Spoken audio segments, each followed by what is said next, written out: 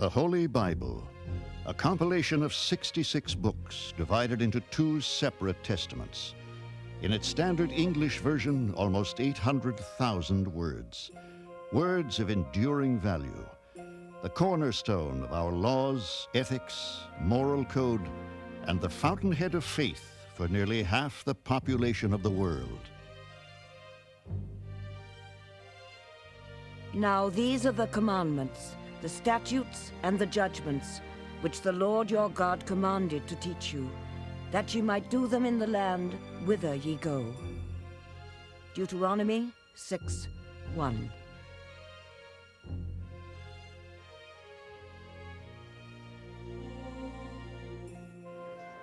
Said to contain the Word of God, the Bible is a book of inspiration, of immense beauty, wisdom, and compassion. It has been translated into almost every language on earth, yet its origins are shrouded in obscurity. We know little of its compilation. Are the words of God undiluted? Have they come down to us in their original form, as first uttered by the divine? And who was it who first set down the eternal words in writing? Some people tend to have the idea that the King James Version of the Bible dropped down from heaven one day and, oh, there's the Bible. No, the Bible is a library, and libraries get built only over long, long years and centuries. It's the product of a whole community of people, of men and women, and they're spread apart by about 1,000 years from the earliest word in the Hebrew Bible to the last word in the Hebrew Bible. Now that's extraordinary. I would agree with many of the Jewish rabbis who believe that the Old Testament scriptures, particularly the law of Moses and so on, are so spiritually unabridged that no human mind can ever comprehend everything that God has written there. The Bible embodies a detailed record of human history, bridging 2 of the world's greatest faiths. The New Testament enshrines the story of the one called Jesus, yet even that telling is cloaked in mystery.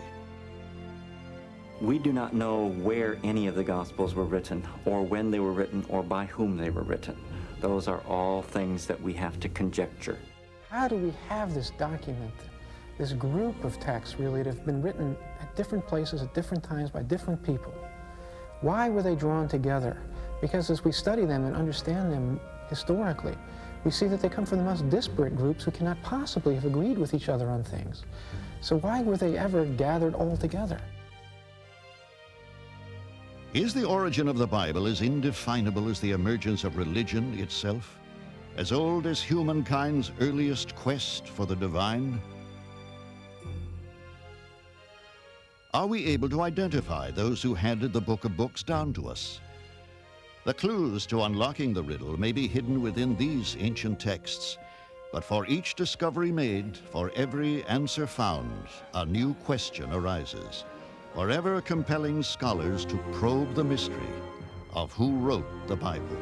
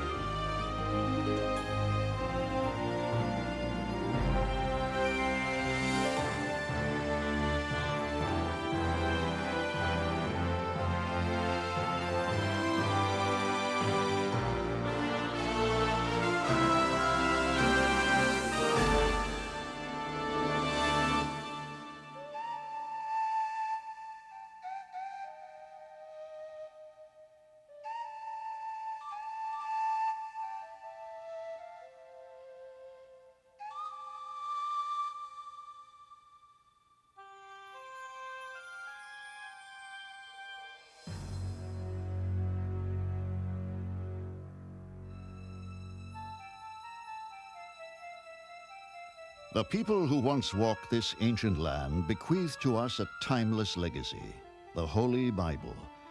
The book we know today may have been the result of a fusion of stories, ideas, traditions, and chronologies, woven together over a span of 1,000 years or more.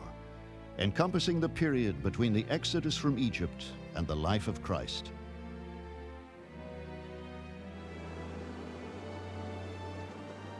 The Bible is the world's perennial bestseller, with close on 100 million new copies printed each year. To trace its lineage is to embark on an extraordinary journey. But, understandably, it is a quest not without controversy.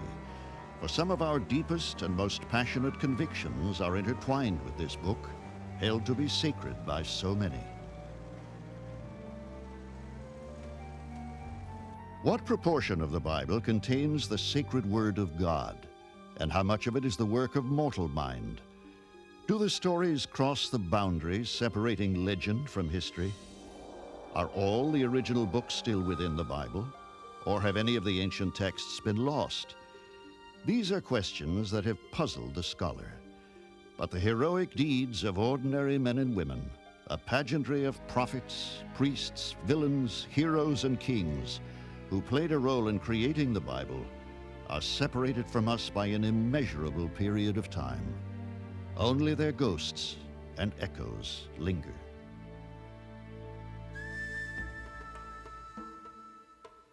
To trace their path, our journey of discovery into the origins of both the Old and the New Testaments begins here in the Middle East. The region still holds many secrets of those long-gone days, but the landscape is frustratingly silent on the mystery of how the most revered book in human history came to be written.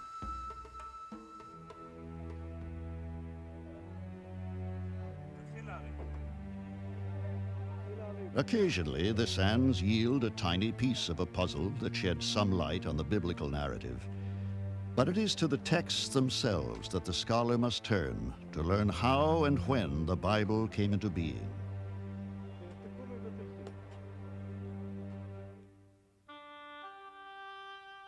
Locked within these words are the answers to the origin of the Holy Book. The task is a difficult one. Centuries of translation and editing may have left us with little semblance of the original writings, especially regarding the oldest of the Bible's books, the Pentateuch, known as the Hebrew Torah, or the 5 books of Moses. Moses is said to have received the holy words from God here on Mount Sinai during the Exodus from Egypt. The Bible tells us that Moses himself wrote them down and passed them on to the people. And Moses wrote this law, and delivered it unto the priests, the sons of Levi, which bear the ark of the covenant of the Lord, and unto all the elders of Israel. Deuteronomy 31:9. Religious tradition has taught us that God revealed it to Moses at Sinai. And yet, no matter how much we grapple with the problem, it's very hard not to see some aspect of human interference or intervention or perhaps literary activity in this massive set of texts that we call the Torah. The Torah itself never exactly claims that Moses wrote all of it. There's a section that says Moses wrote down these words, but it never says, and all the other words in this book. The belief originated in pre-rabbinic and rabbinic times, the first couple of centuries BCE, for lots of reasons, not the least of which was you can't establish the authority of a book any better than saying God wrote it. The question of who wrote the Bible has often prompted a defensive response from church and synagogue. From a traditional viewpoint, the holy texts are sacrosanct words, imparted or inspired by the divine. Understandably, even now, to many, the authorship of the Bible remains beyond doubt. We believe that the Torah was written by the hand of Moses, but dictated to him by God himself in a totally divine manner. No different than you would dictate a letter to a secretary. God would speak directly to Moses, and Moses would transcribe the word by word. Bereshis, in the beginning, God created heaven and earth, and Moses wrote those words down. While in the desert, He was called into the meeting tent, the Ohel Moed, and he was given specific instructions. Pick up your quill, take out your parchment, write the following words. And that every single word in the Torah was therefore divinely given. I am a Bible preacher, pastor, teacher, Christian educator. And like most Christians, I have approached the Bible as it being the Word of God because of what it has done for me. I believe the Bible has both, in all 66 books, the divine hand and the human hand in its authorship. God could have used angels, God could have written it himself, God could have spoken it into written form. He chose, being the omnipotent, omniscient, omnipresent one, to use human beings since his message is to man. Therefore, whether Moses writing the Pentateuch or Matthew, Mark, Luke, and John writing the Gospels, or any of the 40 men and women who were instrumental, each of them, under divine inspiration, wrote verbatim, totally verbatim, as God instructed, but through their own personality.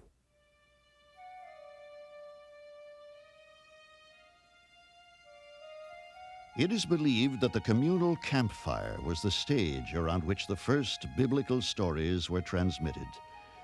Histories and genealogies were passed down by word of mouth, told and retold many times. Epic sagas of conflict, deliverance, and redemption were reenacted, with accounts of ancestral contact with the divine conveyed verbally from generation to generation. Someplace along the line, different writers or different schools of writers or different bands of prophets began to put these stories together into connected sequences and write a longer story. Then these longer stories were combined into still longer stories, so we get strands of tradition.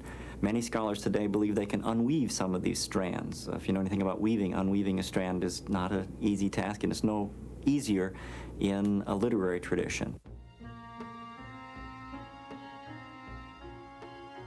The Bible is divided into two distinct sections. The first is the so-called Old Testament, or the Hebrew Bible. In it are the 5 books of Moses, from Genesis through Deuteronomy, also known as the Law. Next are the history books, or the prophets, including Joshua, Judges, Samuel, and Kings. Finally, there are the writings, which include the book of Psalms, Proverbs, Lamentations, and Chronicles. 39 works in all. The New Testament, the texts that deal with the life and teachings of Jesus Christ, comprise 27 books divided into the 4 Gospels: Matthew, Mark, Luke, and John. Then the Acts of the Apostles and the letters. And finally, the book of Revelation. But these are not the only religious texts. They are merely those that were canonized or accepted as worthy of inclusion in the Bible by various ecclesiastical authorities throughout the centuries.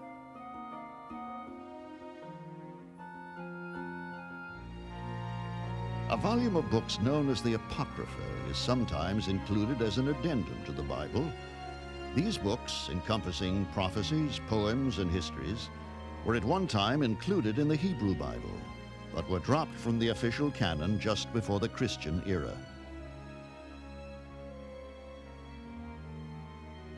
Any quest for original authorship should begin with the foundation of the entire structure.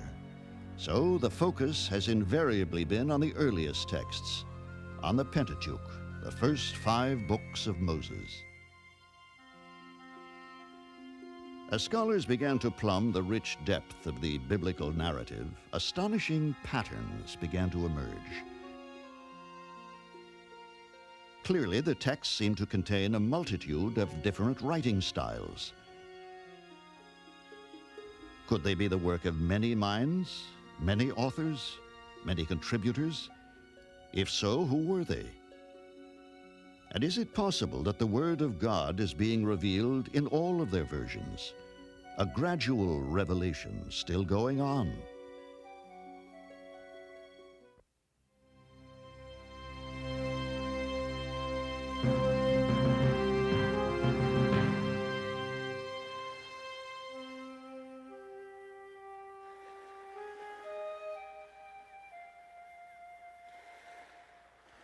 One of the greatest discoveries in archaeological history would take place here, near the lowest spot on Earth, on a desolate cliffside overlooking the Dead Sea.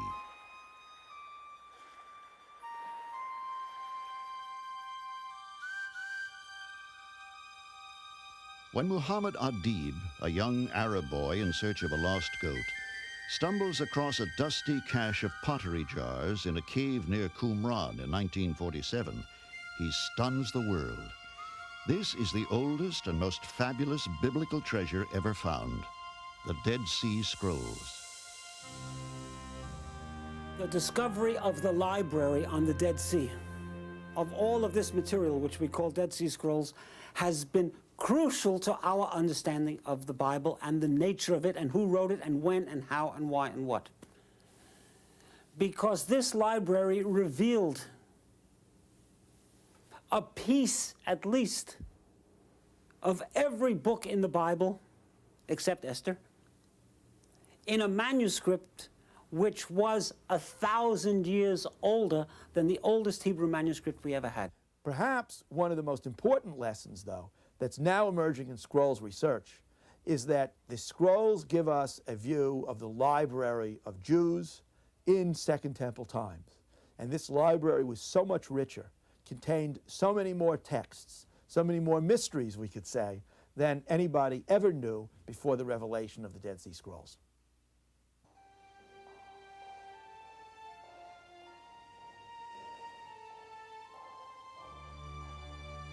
Now housed in Jerusalem's Shrine of the Book, the scrolls were written during an era that spanned the last 300 years of Judaism before the destruction of its holiest place, the Great Temple. They speak of a coming schism that would splinter the faith into opposing factions. The Dead Sea Scrolls tell us an enormous amount about Judaism at the time. Scholars call it the Second Temple period, late Second Temple period. The Romans destroyed the temple in Jerusalem in 70 AD. And it's very difficult to get materials earlier that tell us what Judaism was really like. And here are original documents from the period. So that's tremendously important. And then, of course, it was out of this same soil the two great religions emerged. Compelling and evocative, the scrolls were written at the time that a new religion, Christianity, was being born. Much of the literature contained within the scrolls may well have been known to Jesus himself. Do not take riches from a man you do not know, lest it only add to your poverty. If God has ordained that you should die in your poverty, so he has appointed it. But do not corrupt your spirit because of it. Dead Sea Scroll, number 4Q416.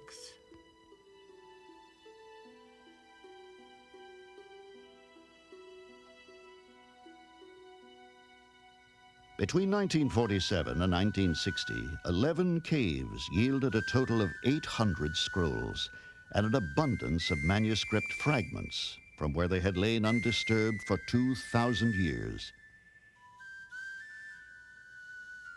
Seek understanding with all your might, and from every hand take increased insight. Bring forth what you lack for those seeking their own desires. Then you will understand. You will be filled and satiated with abundant goodness. Dead Sea Scroll, number 4Q418.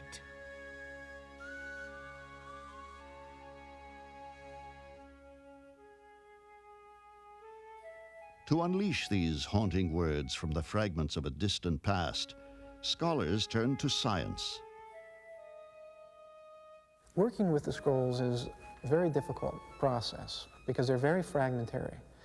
And so one has to begin by trying to read the individual fragments and figure out what they say, and then try to piece the different fragments together. It's an enormous jigsaw puzzle that we have to deal with here, historically speaking.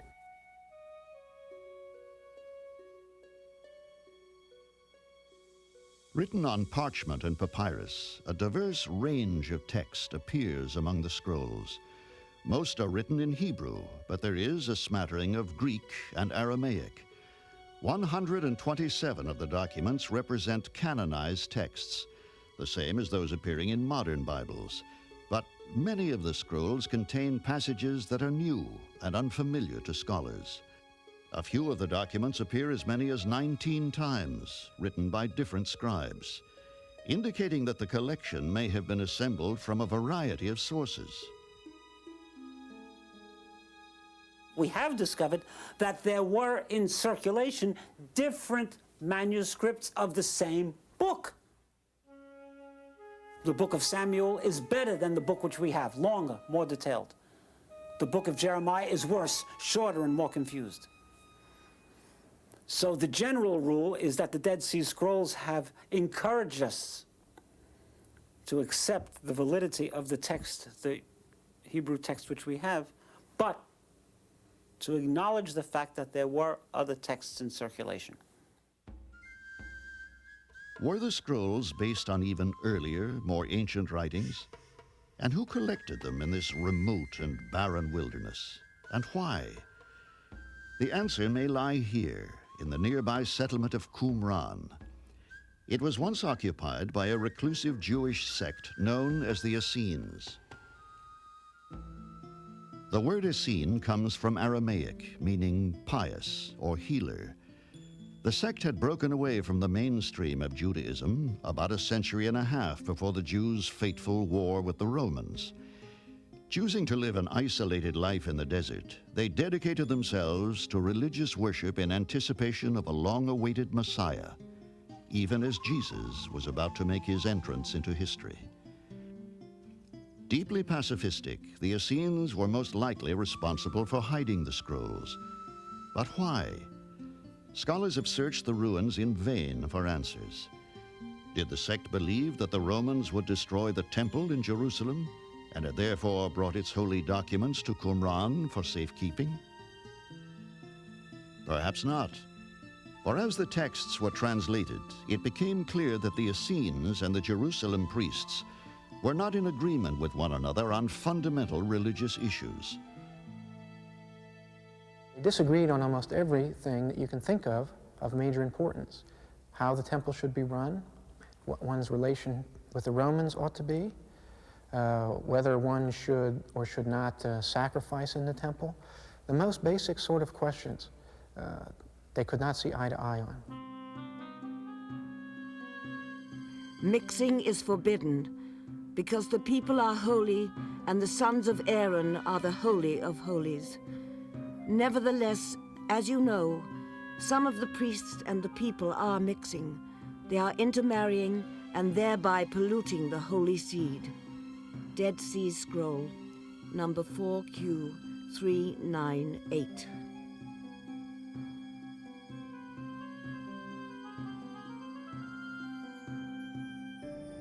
The most unusual manuscript in the collection is a copper scroll found in cave number 3.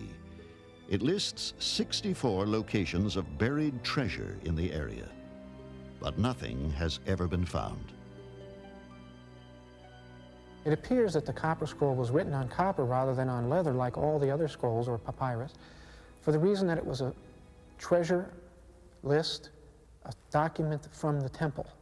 And documents from the temple, that is, official documents, often were written on copper, to judge from parallels in other temples.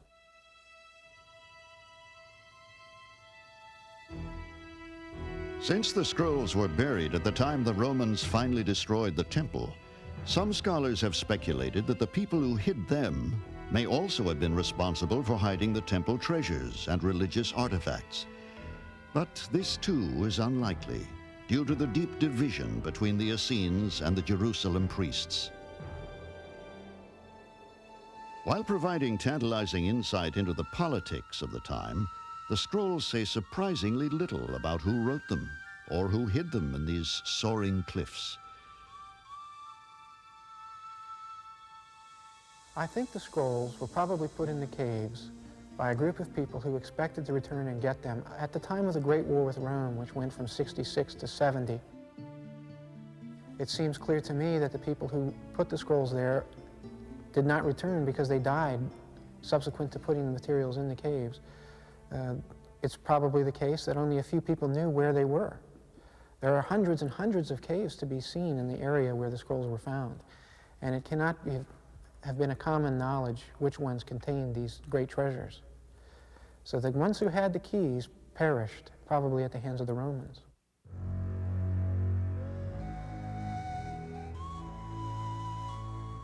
Buried when Jesus walked the Holy Land, preaching a new view of the world, just before a war in which Rome almost annihilated the people of Israel, the scrolls preserved in the caves of Qumran offer a few clues about their authors. But they have provided dramatic insight into the diverse range of texts that existed long before the Holy Scriptures were compiled into the single work we now know as the Bible.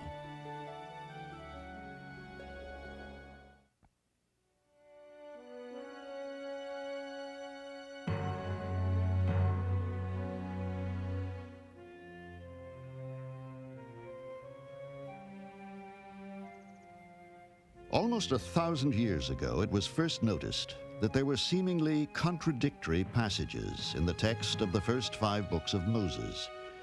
Many words were ascribed to Moses, but unlikely to have been written by him. So Moses, the servant of the Lord, died there in the land of Moab, according to the word of the Lord. And he buried him in a valley in the land of Moab. Deuteronomy 34:5.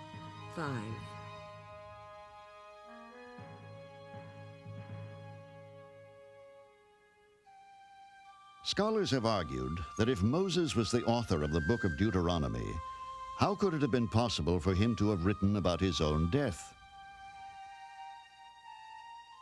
The problem of how Moses could have been the one who recorded and passed on the Torah, and then it turns out to describe his own death, was already raised by the sages, and they simply answered by giving 2 possibilities. One, that Moses did indeed write of his own death while crying as he wrote.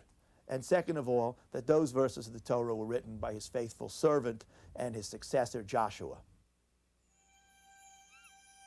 But there were even more puzzling sections in the texts, some of them as early as the book of Genesis.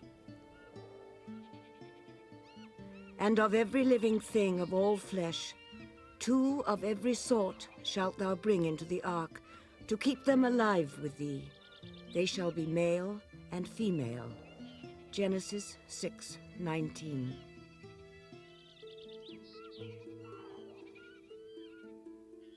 That excerpt is from the story of Noah and the flood. Just a few sentences farther, there is this surprising discrepancy, quoting a different number of animals to be taken into the ark.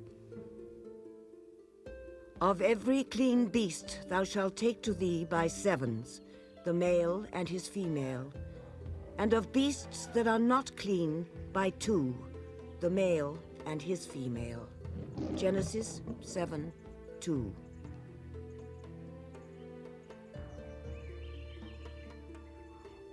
Was it 2 of each kind of animal, or 7 of each clean animal? The texts contain other oddities. There are numerous examples of the same story told twice, sometimes with conflicting details. Scholars have long referred to these as doublets. There are 2 separate accounts of the creation of the world, 2 versions of the covenant made between God and the patriarch Abraham, and even 2 distinct versions of Moses obtaining water from a rock at a place called Meribah during the Exodus. In most instances of these so-called doublets, the 2 versions of the story each referred to God by a different name. In the Hebrew text, sometimes the deity is referred to as Elohim, the usual Hebrew reference to God. But in the alternative version, the term used is often Yahweh or Lord. For centuries, scholars have puzzled over the appearance of these distinct differences. I think it's precisely these arguments, when they began to be observed and studied closely, that people began to come to the conclusion that the Pentateuch was in fact the product of a long graduate period of formation, a gradual build-up of different blocks of material, and nowadays all critical scholars accept that view.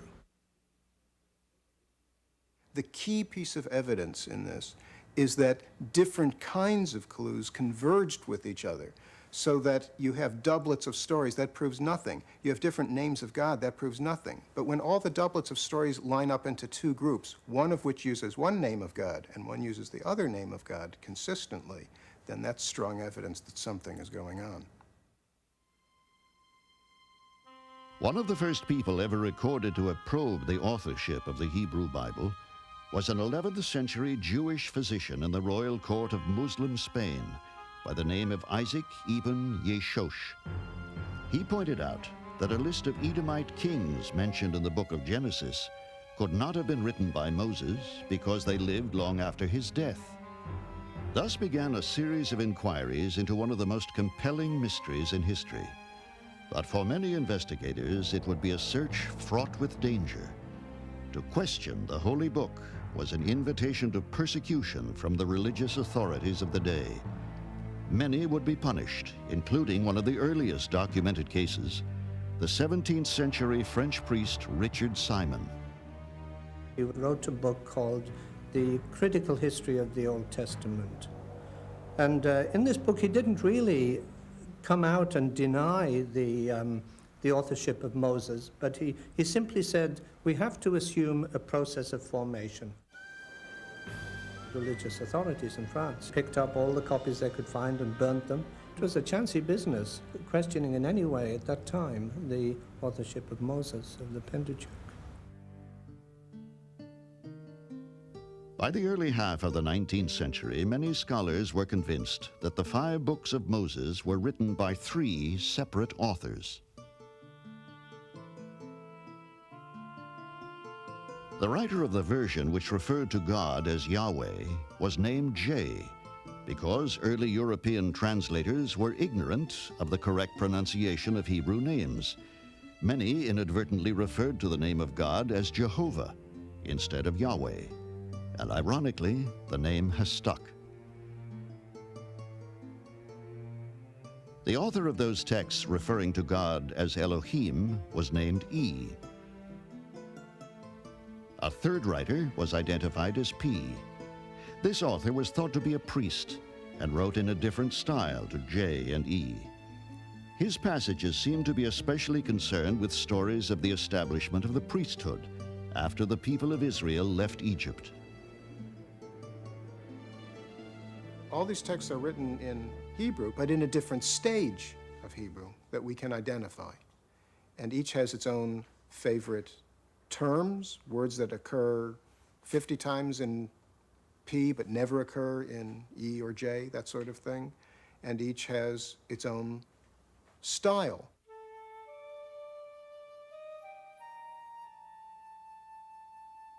The differences are immediately obvious in Hebrew, the language in which the text was originally written. The disparities virtually disappear in their English translation, but this example comes from the book of Exodus. The text relates how God appears to Moses in a burning bush. The passage was written by J, who in Hebrew refers to God as Yahweh, or Lord. And the angel of the Lord appeared unto him in a flame of fire out of the midst of a bush. And he looked, and behold, the bush burned with fire, and the bush was not consumed. Exodus 3:2. When the E writer discusses Moses confronting the burning bush, the name used for the deity is now only Elohim, God. Moreover, he said, I am the God of thy father, the God of Abraham, the God of Isaac, and the God of Jacob. And Moses hid his face, for he was afraid to look upon God. Exodus 3:6.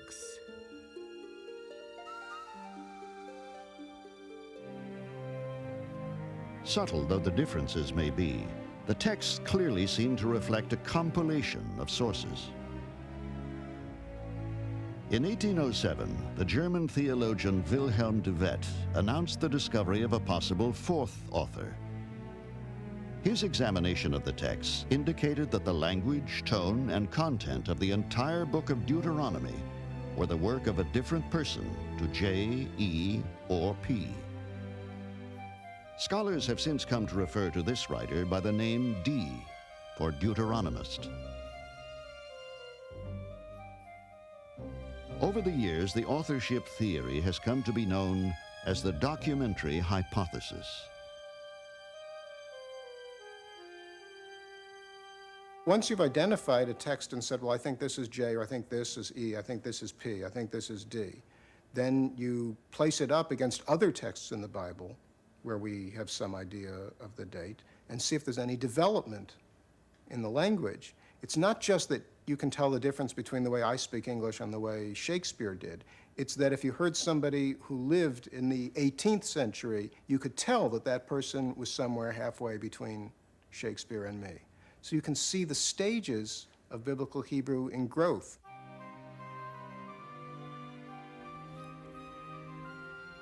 In a stunning retraction of early church intolerance toward the hypothesis and the issue of biblical authorship, in 1943, Pope Pius XII surprises religious leaders and academics alike by issuing a new edict.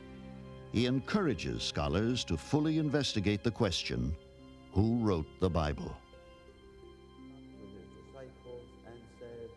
Take this, all of you, and drink from it. The directive was heralded as a Magna Carta for biblical study, initiating unprecedented research into the origins of the Holy Book. The quest would open up a fascinating window on how the sacred words of the divine have traversed the centuries.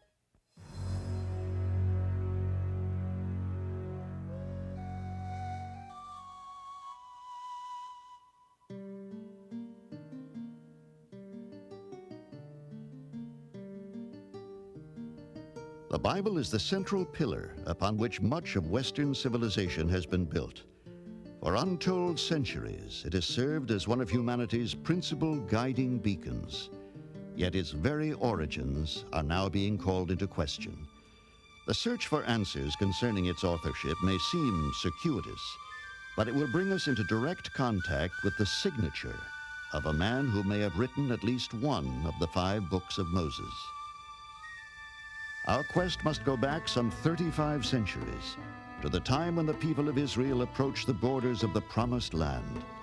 After decades of wandering, the Hebrews eventually crossed the River Jordan and settled in Canaan.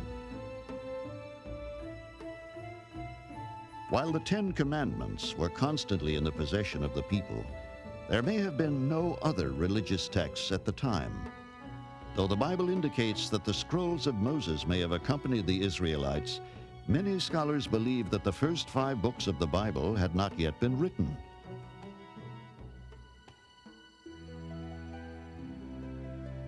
After the advent of the monarchy, in about 1000 before the Common Era, King David eventually becomes ruler and establishes his new capital at Jerusalem. It is then that the matter of authorship re-enters the story.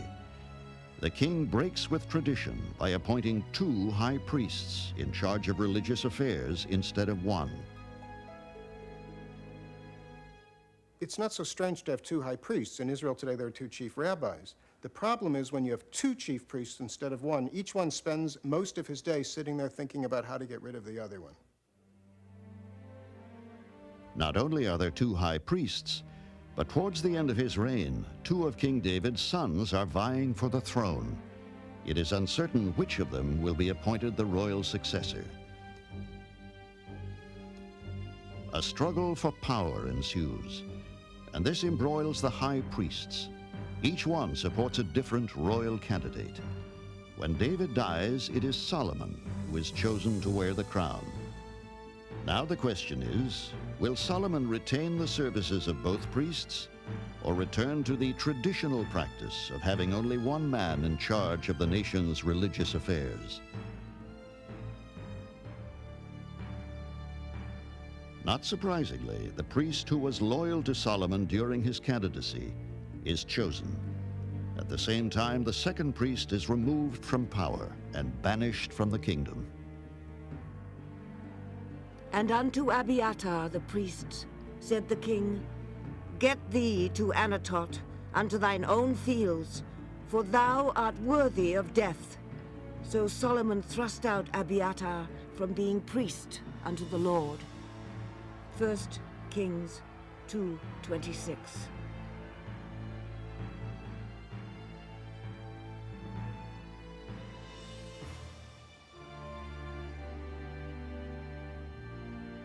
Thus, the priest retained by Solomon assumes an exclusive role.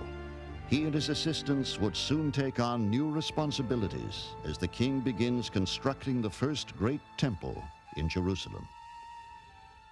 The deposed priest and his followers enviously watch from their place of banishment.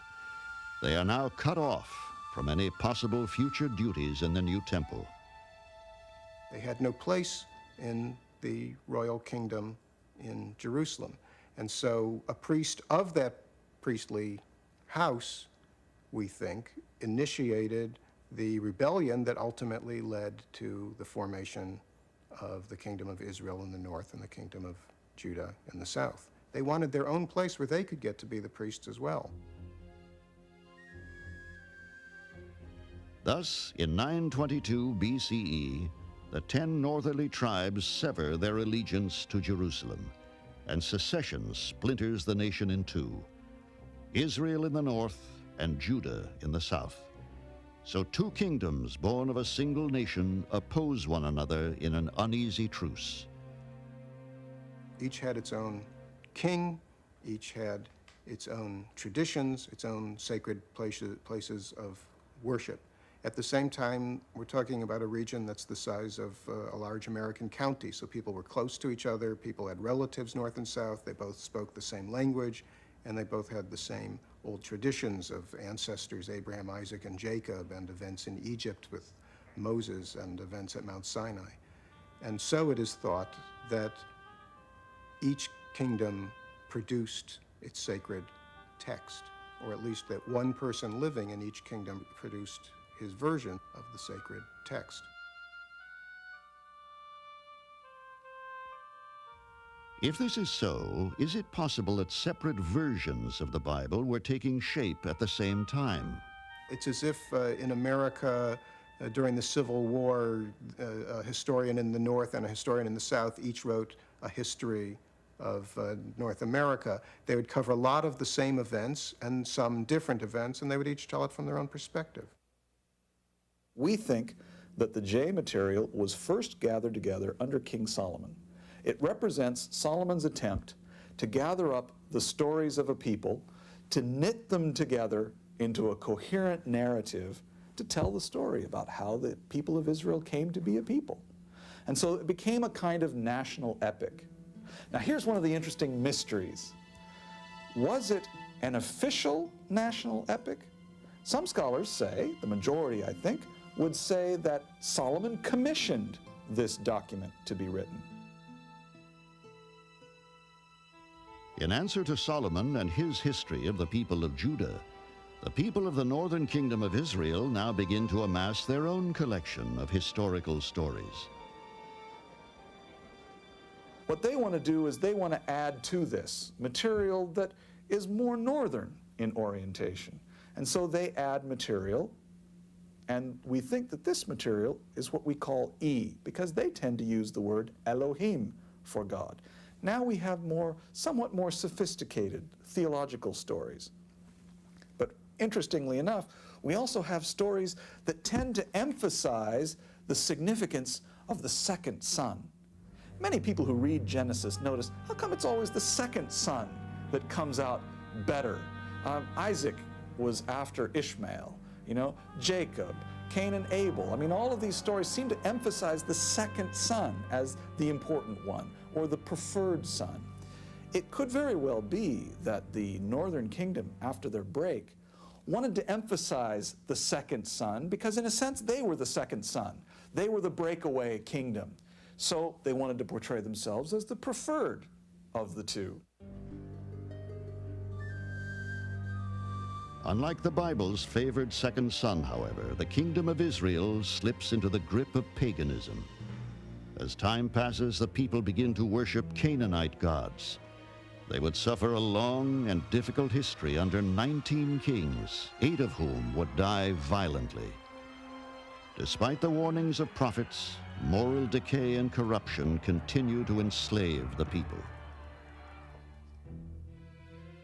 Then, 7.5 centuries before the birth of Christ, the prophecies come true.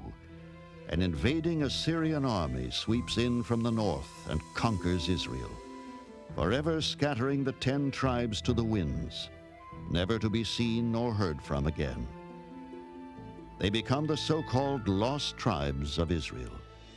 Therefore the Lord was very angry with Israel and removed them from out of his sight. There was none left but the tribe of Judah only. 2 Kings 17:18. Together with the small tribe of Benjamin, the southern kingdom of Judah remains all that is left of the nation that had once settled the promised land. But an unremitting spiritual downfall has now gripped Judah too. Without any consolidated religious precepts, no laws, no sacred texts, paganism becomes rife throughout the land until King Josiah takes the throne. He tries to usher in change by outlawing idol worship and by a return to the holy covenant made with God at Mount Sinai. Josiah was the young king who, as soon as he comes to the throne, decides that he wants to reform the religion of the people towards a more spiritual attachment to Yahweh, the national God. And so Josiah starts this campaign of, he even cleans up the temple, and he wants to re-employ the people in reconstructing the temple and making it more glorious and making it more spiritual. Well, along the way, they discover a book. While cleaning out the buildings, the king's high priests find a scroll somewhere deep within the temple vaults. And Hilkiah the high priest said unto Shaphan the scribe, I have found a book of the law in the house of the Lord.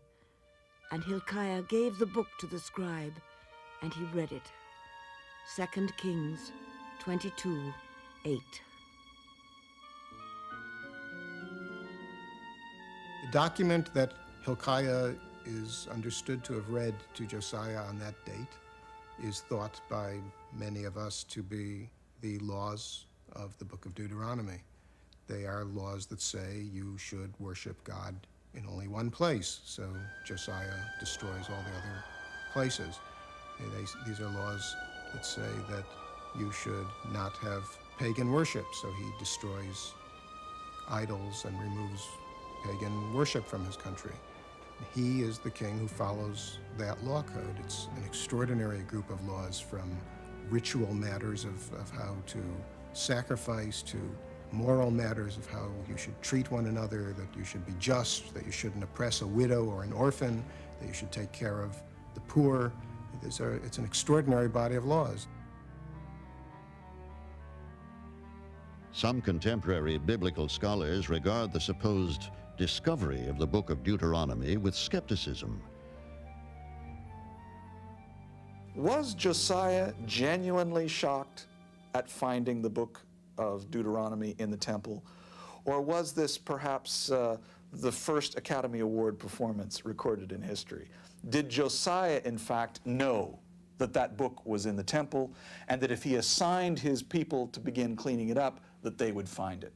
Many scholars suggest that Josiah was in on planting the book in the first place. What better way to push forward his reform campaign than to plant a book that suggests that his campaign is based on the very laws of Moses themselves?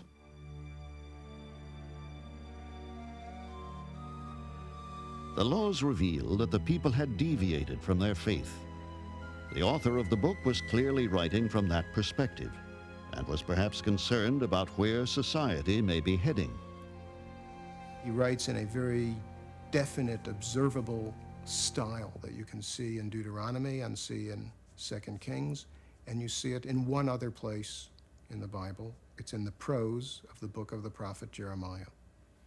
And so I have suggested the likelihood that the same person is the author of the prose parts of the book of Jeremiah and the history that runs from Deuteronomy to 2 Kings. The Bible tells us that the person responsible for writing down much of Jeremiah's work was his trusty scribe, Baruch.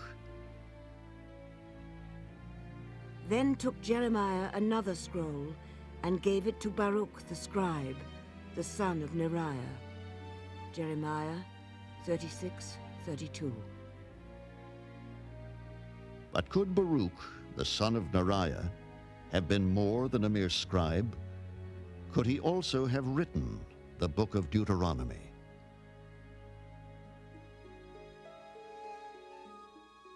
His work probably speaks for itself. Many passages of text that he wrote for Jeremiah are strikingly similar to words used in Deuteronomy. Perhaps the same author may have had a hand in the writing of both books. If so, archaeology has uncovered an artifact that may have finally brought us into direct contact with one of the earliest authors of the Bible.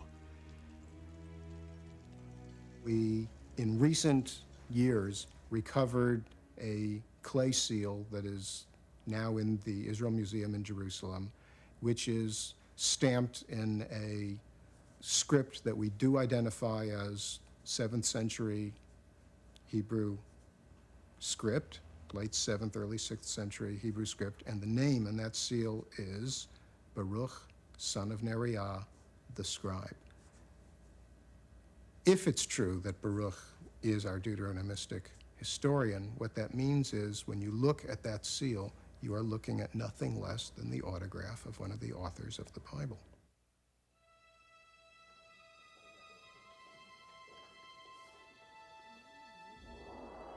Could this tiny clay seal be the personal signature of the writer of the book of Deuteronomy? If it is a unique object that reaches out to us from beyond 26 centuries of history, the only link ever found directly connected to an actual author of the Bible. But in our quest, there is more to be investigated, and a growing danger lurking in wait for the people of Israel.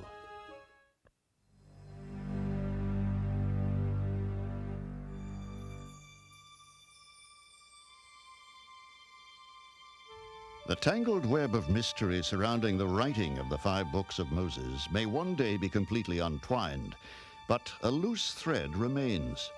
Who was it who gathered the original manuscripts together?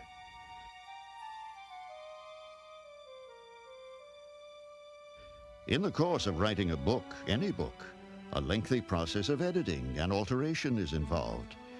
In our search, it may not just be a question of who wrote the Bible, but of who rewrote it.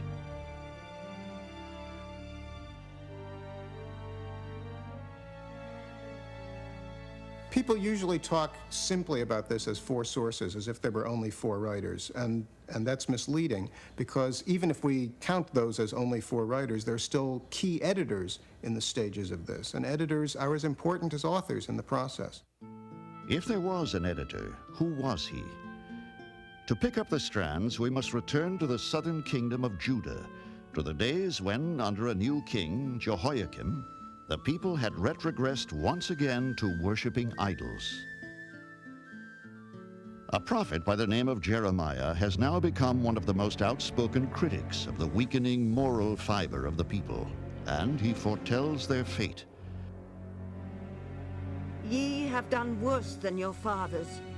Behold, ye walk every one after the imagination of his evil heart. Therefore will I cast you out of this land, into a land that ye know not, neither ye nor your fathers. Jeremiah 16:11.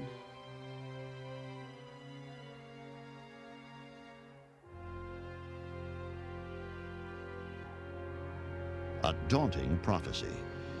In 586 before the Common Era, it comes true. From Babylon, King Nebuchadnezzar's armies surged down into Judah and lay siege to Jerusalem. So begins more than a century of bitter exile for the people of Israel in Babylon.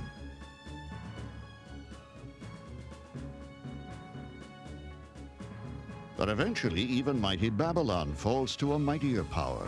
The conquering armies of Cyrus the Great absorb Babylon into the Persian Empire.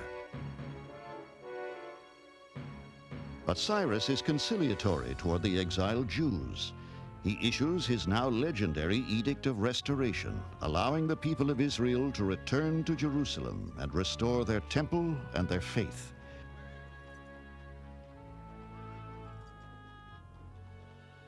This stone cylinder, dating back to the event 5.5 centuries before Christ, bears the text of Cyrus's edict. The Lord stirred up the spirit of Cyrus, king of Persia, that he made a proclamation throughout all his kingdom, and put it also in writing, saying, Thus saith Cyrus, king of Persia, The Lord God of heaven hath given me all the kingdoms of the earth, and he hath charged me to build him a house in Jerusalem, which is in Judah. Ezra 1:1.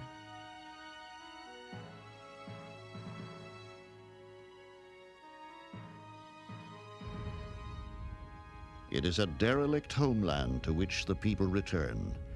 Much of their religious tradition has been eroded during the long years of exile. Their faith is at a threateningly low ebb. According to some scholars, it is time for the great redactor, the final editor of the books of Moses, to enter the scene and leave his mark.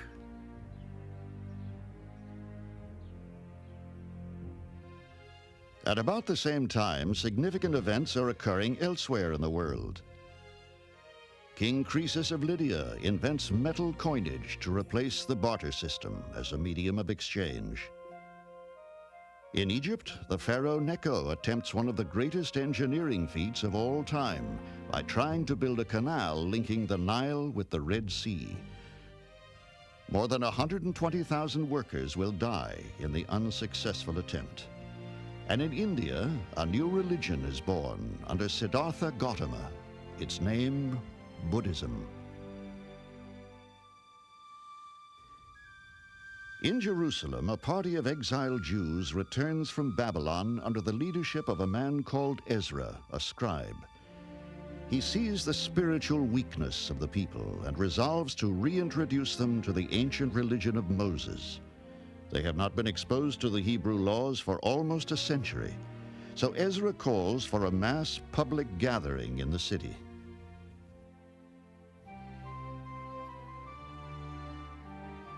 And Ezra the priest brought the law before the congregation, and he read therein from the morning until midday, before the men and the women, and those who could understand. And the ears of all the people were attentive unto the book of the law. Nehemiah 8:2.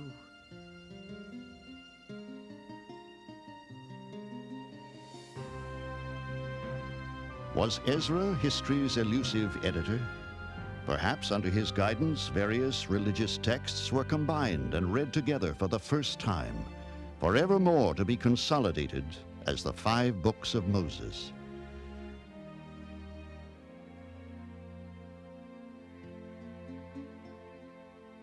These were laws that had not been publicly read in any way like this before. The laws of Deuteronomy had been publicly read at least from Josiah's time, but now we're talking about the full 5 books of Moses. We're not talking about P or J or D. We're talking about the 5 books of Moses as people read it to this day. The compilation of the texts more than 2,500 years ago was one of the most significant events in a long history of persecution and conflict for the Jews. In the ensuing centuries, they would suffer occupation, defeat, and destruction on an unprecedented scale. But the essence of their religious identity would forever be enshrined in the anthology known as the Torah, the 5 books of Moses. We may never know all the mysteries of the writing of the earliest books of the Bible, but the study of the texts, the so-called documentary hypothesis, has provided some insights into its origins. However, the matter is far from resolved. The hypothesis itself is only one possible answer. It is merely a concept. There is as yet no consensus on the theory. At this point, I would say that the documentary hypothesis is the best explanation for many of the difficulties that are presented to us by the first 5 books of the Bible as we now have them.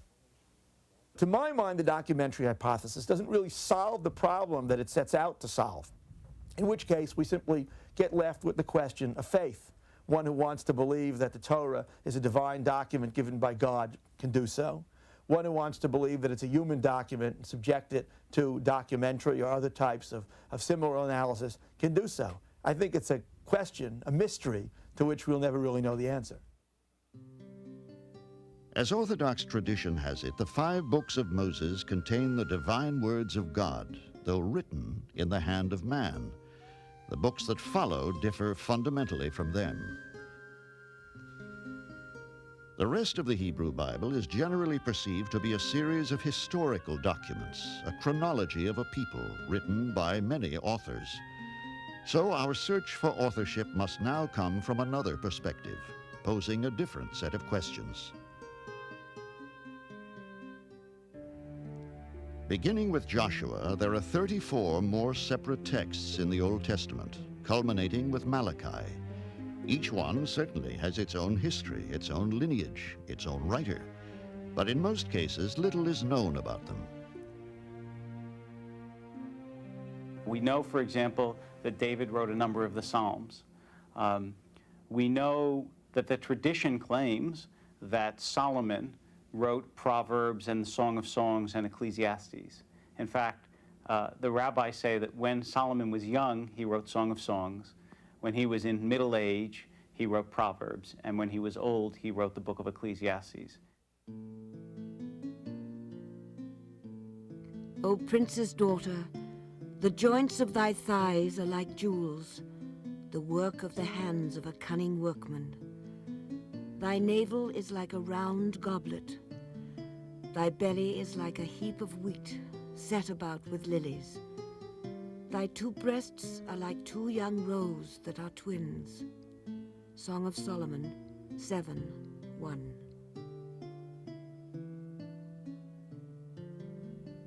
The 2 books believed to have been written by Samuel were once part of a text that included the books of Kings 1 and 2. Some scholars believe they were the work of Baruch, son of Neriah the scribe, the same author who may have written Deuteronomy. Whoever wrote them, they were probably compiled about 900 years before the birth of Christ.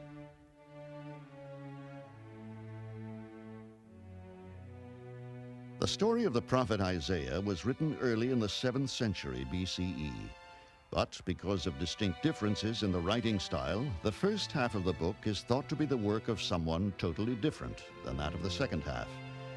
The early chapters refer to his chiding of the people for religious misconduct. To what purpose is the multitude of your sacrifices unto me? Saith the Lord, I am full of the burnt offerings of rams and the fat of fed beasts. And I delight not in the blood of bullocks or of lambs or of goats. Isaiah 1:11.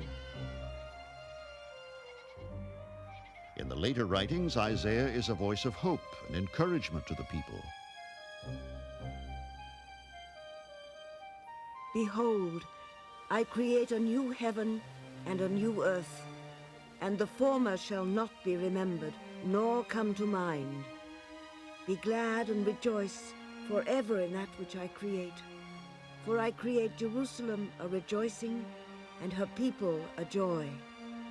Isaiah 65:17.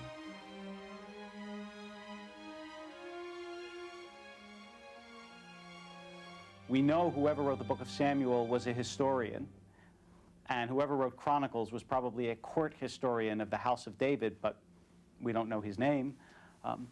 which is one thing actually that continues throughout Jewish history. Most books are known not by the name of the author, but authors are known by the name of the book. That is, in Jewish history, you call an author frequently by the name of his book, as if you would call Shakespeare Hamlet.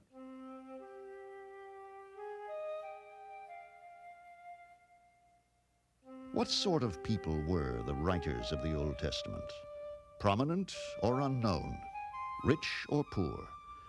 The prophet Amos was a humble shepherd and woodsman who lived in the northern kingdom of Israel after 750 BCE.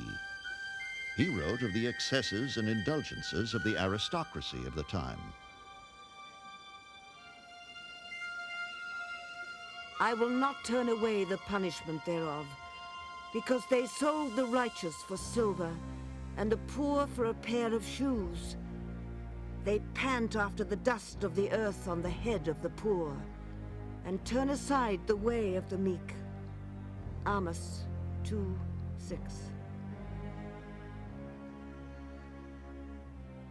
Amos claims to be a simple orcharder before he was called by God to be a prophet. So perhaps the sayings of Amos, because they're so condemning of the abuses of the rich, maybe the sayings of Amos were kept amongst the common people. They liked Amos. Amos was one of them.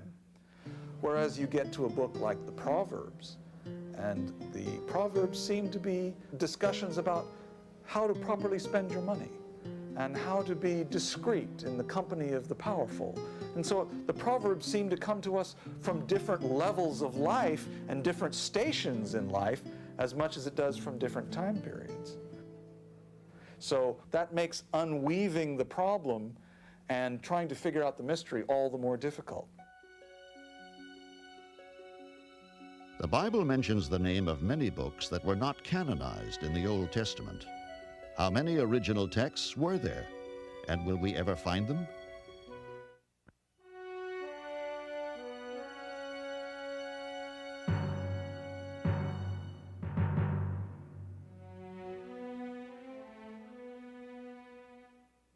As the 3rd century before the birth of Christ dawns, the world that gave us the Bible has become a Greek world.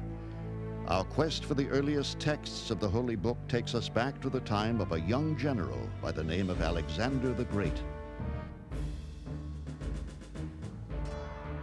He has carved a path of victory through Asia Minor, from Syria, Egypt, and Persia to the borders of India, bringing Greek culture, language, and influence in his wake. Elsewhere, the world is becoming a busy place. On a marshy wasteland beside the River Thames in Britain, a primitive new settlement rises. It would one day be known as the City of London. On the opposite side of the world, the earliest known written texts of the Americas are carved on a stone monolith in Mexico. And in Greece itself, the philosopher Democritus pronounces that all matter in the universe is composed of tiny particles called atoms. Most of the books of the Old Testament have been written by now, from the book of Joshua to the book of Malachi, but with the exception of the first 5 books of Moses, none of them combine to form a Bible as yet. Various papyrus and parchment scrolls exist as disparate documents, not yet officially canonized or consolidated as the Hebrew Bible that we know today. However, many of the books have been loosely adopted by the Jews as integral elements of religious doctrine. In Egypt, Greek-speaking Alexandria, named for the young warrior Alexander, was once the site of a large Jewish community. There, many Jews readily embraced the culture and intellectual climate of the Hellenistic world. Although their religious texts were still in Hebrew, their home language had become entirely Greek. What actually happened was that with the development of the diaspora, that means the Jewish dispersion in lands outside of Palestine, especially in Egypt, and after the time of Alexander the Great in the 4th century, Greek becomes a common language, like English today. If you couldn't speak Greek by, say, the time of early Christianity, you wouldn't get a job. You wouldn't get a good job, a professional job. You had to know Greek in addition to your own language. And so You're getting to a point where Jewish communities, say in Egypt, in large cities like Alexandria, didn't know Hebrew anymore. They only knew Greek. And so you needed a Greek version for use in the synagogue. Tradition has it that King Ptolemy of Egypt also wanted a Greek version of the sacred Hebrew texts for reference in the new library at Alexandria. So, 72 Jewish scholars, 6 learned men supposedly descended from each of the 12 tribes of Israel, are brought to Alexandria from Jerusalem. Each man labors for exactly 72 days to produce identical Greek translations of the ancient texts. The final product becomes known as the Septuagint, referring to the number of scholars who worked on the translation. So, in the 3rd century BCE, the Hebrew Bible begins its arduous journey through the languages and cultures of the world. The reason that the Septuagint is so important historically is it's the first time that Jews said out loud, as sacred as Hebrew is, it's more important that people read the Bible and know it than that it remain in that original vessel, the vessel of the Hebrew language. And it opened the door, far away as it may be, to those Bibles that you find in every hotel room in America in English, so that the average person moving around can read them, because it was the first statement that we don't care what language you speak, the message here is so important that you have to be able to read it. The original copies of the Septuagint may well have been stored for safekeeping in the great Alexandrian library, a treasure trove of almost 1 million scrolls and documents from antiquity.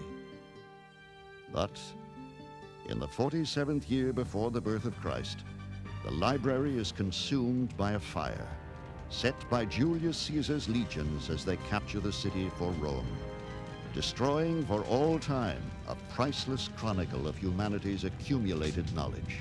The question about the destruction of the Alexandrian library is one of those questions that probably would bring virtually any scholar you asked to tears, because we think about what in the world could possibly have been lost there, and the mind is just boggled by the possibilities of what we had lost.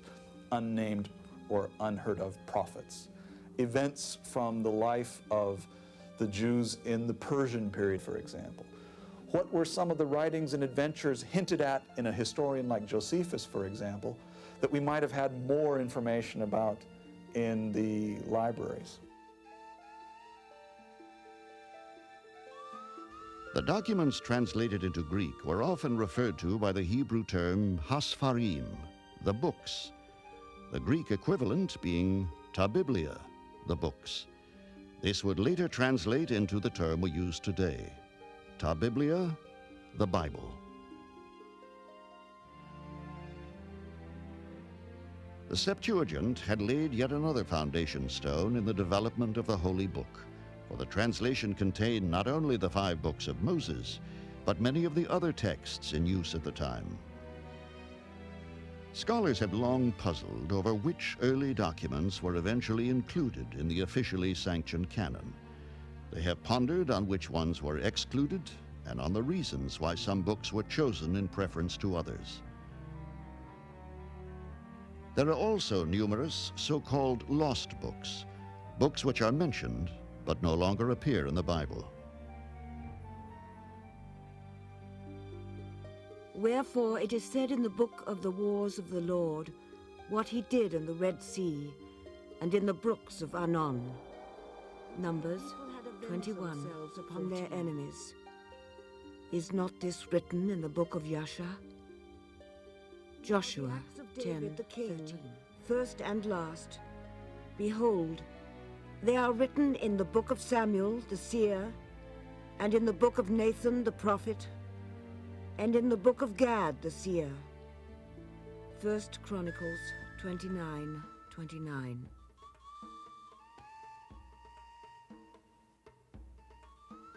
It is tantalizing to imagine what the lost books would have told us. stories and deeds to which the Bible itself refers, but which now elude us for all time.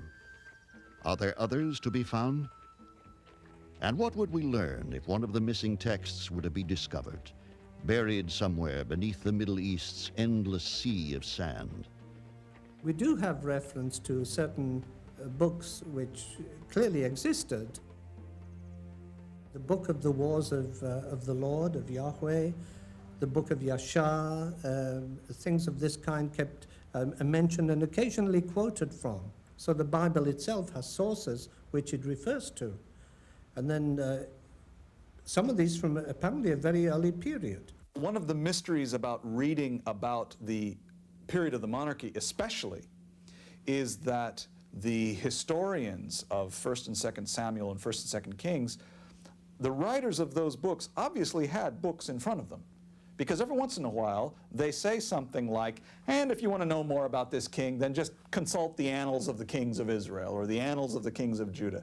For heaven's sakes, we would love to have these annals of the kings of Judah and Israel. I mean, it would be a tremendous advance for us. What this proves for us is something which is sort of obvious. The Bible is not the total literary output of ancient Israel. It's simply that part of it which was regarded as sanctified and which was passed on to us. Little is known about the actual process of the canonization of the Old Testament, but the decision as to which books were to be included in the Bible and which ones left out may have taken place within the 1st century after the birth of Christ. Those were turbulent times, with Jerusalem and the people under the yoke of Rome.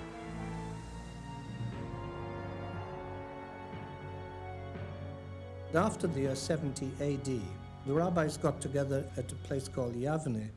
And this was like a council at which they made definite decisions about which books were in and which books were out. While the rabbis debate which texts to include in the Hebrew canon, a fierce battle rages between Roman and Jew. The land has been laid waste, and isolated pockets of Jews fight bitterly against Roman occupation and aggression. The surviving authorities, those who got through the war okay, met in the town of Yavne, and one of their first priorities was really to get this holy scripture defined and done. If you don't finally get this down, you run the risk of diluting or losing the whole heart of the people, which is the covenant with God and its relationship in history. After much debate, the Hebrew texts are finally agreed upon, and the books of the Old Testament, as we have them today, are canonized.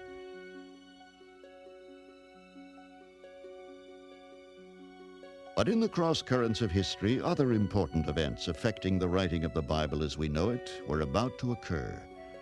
A birth in a place called Bethlehem would spark the beginning of another set of writings and prompt an entirely different group of questions about who wrote the Bible.